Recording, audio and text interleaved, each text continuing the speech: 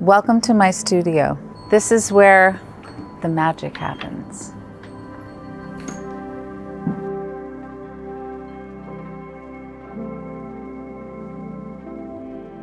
So usually when I come in, I like things to be clean, my version of clean and organized. This is a book where I keep recipes for colors for various paintings. And I don't have a lot of technology around here. I use this to teach or occasionally check email, but this is new. I used to never do this because it was really kind of against the law to have any technology around here, but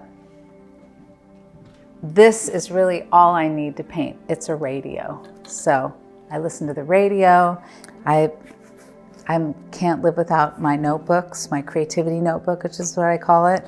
And it's where I get out my ideas. So that's what all the paper's for, in addition to writing and sketching and dreaming and all of it. This is my clipboard, and I have many shows in here. When I'm working on a show especially, I divide my paintings into 3 categories. They're sort of rock stars, like they're done, they're great, they're awesome, they make me feel like a rock star when I'm making them. And then orphans, which means it's not working, this was a nice idea, but it's not happening. Or rescue missions, which is what most paintings are. They're always generally in a state of needing to be rescued. No matter where they are, I make a clipboard and I make thumbnails of all the paintings. I've been doing this for years. And what I do is I put a chair at the back wall and I put one painting up at a time. I turn everything around and I just stare at the painting and no distractions. And I really think, what does it want? And I listen to the painting. What does it want? What does it need? What is it, what thing that if I don't do it, I'm gonna say, damn, there should have been a little red line over that cloud, and then the whole thing would have worked better. Just these little things. You don't wanna see it hanging in a museum wall or somebody's house and think you wanna go, do you mind if I come in on a Sunday and just address that? I've done that before, by the way. So, early on. So you don't want that to happen. So that's the chance. That's when I make these little shorthand notes. So this is sort of my shorthand, and you can see I've been doing it for years. And so I just kept adding on top of it, and now it's like an archaeological tell of all my opinions about my work as they happened. How do you know when a painting is a rock star? It's like falling in love. You just know. It's not always like falling in love, though. Sometimes it's like climbing Mount Everest feeling. You're standing at the top. I've never climbed Mount Everest, so I just want to make sure everybody's aware of that. So when I'm sitting at my desk, I always have a Post-it that says, "Don't let the outside world in." I always have that to remind myself to stay concerned about what's going on in here and not anything outside except for the beautiful garden. So don't let the outside world in. Sometimes I have one approach to certain kinds of paintings where I force myself to do it in a short period of time, the first draft, so I don't get fussy, and I use a good old-fashioned cooking timer. I have a lot of equipment, and the reason why I started doing this and including a gigantic circle light is because in 2019, I decided I wanted to teach painting in a way that I wish I could have learned it, which was to address every facet of it. And so the idea was that I could go from my table and walk to my studio, and this big light is for over the palette table, so I could make people see the colors the most clearly.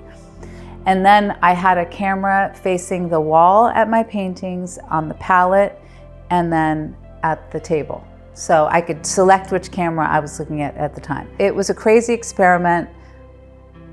And it's been one of the most strange and rewarding things that I never imagined would happen from my art career, because I now meet with students from all over the world and get to work with them to help them birth their own bodies of work, and I love it. If you look up there, you can see the various recent shows I've had, and I make architectural models of the spaces where my work is going to be shown, so that I can get a sense of the narrative flow, so like which paintings I want people to see first, and then how they all fit together. And I also keep a lot of books around me because I'm always looking and reading. And all these binders are printouts of images that have struck me over the years. I think as artists, we're constantly in a state of inhaling wherever we go. And so I'm always gathering images to inspire me, and sometimes it's as simple as walking in here, sitting at this table, and pulling out a binder and starting to collage images and palettes together to see what comes. So it's more like the filaments of my imagination are living in those binders. I rest my paintbrushes in safflower oil because I don't like to use turpentine or anything that's solvent related. I always have these little 8 by 10 inch maquettes around, and I know it's wrong, but I can't help it. I love to touch the paint. So this is where I kind of screw around after the collaging stage. I kind of map out what I want a composition to be, and then because I work in layers, I want to also have a good sense of the architecture of the paint and what colors come when in the process, because I have to let a layer completely dry before I add on another layer. But they're very rough and I don't care so much. I have hundreds of these, and I have really small ones. And when I'm small, really even smaller than this, I don't have any detail. But if I get too big, like any bigger than this, I have too much detail. And then I don't want to paint it. I feel like I already painted it. Like, why make the same painting twice? And so this is an example of a maquette, and this is what happened to that maquette. This is, so you can see the similarity. This is one of the many, many explorations I made for the cover of my book, which I wanted to create the feeling of a stroke, petrified and frozen and hovering in midair, like the idea of a stroke of paint, instead of what you typically see on a book about painting. So this is the one. This was the winner. Well, actually then I made another bigger one, and that was the winner. But still, this is the idea laboratory. This is how it was formed. I keep my paints in rainbow order, so that I always know where the whites are, and then the browns, and and then I've got my blues and my reds and my yellows, they're exactly where I know where they are. I get crushes on colors.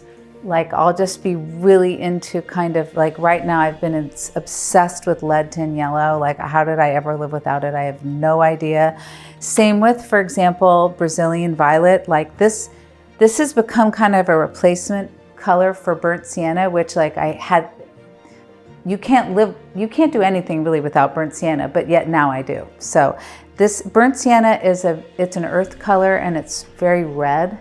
This is just a little bit violet, and it's also an earth color, and it really informed my whole abstraction series, because it was the counterpoint to the kind of more exciting colors, you could say, that I was putting on top. There's a lot of artists that paint all the time, and they go to classes and they paint, but the thing that separates all the artists from people who actually exhibit their work is they're doing assignments, and they're not building their own body of work, and they're not saying, I want to create an idea or like a whole narrative with a group of paintings.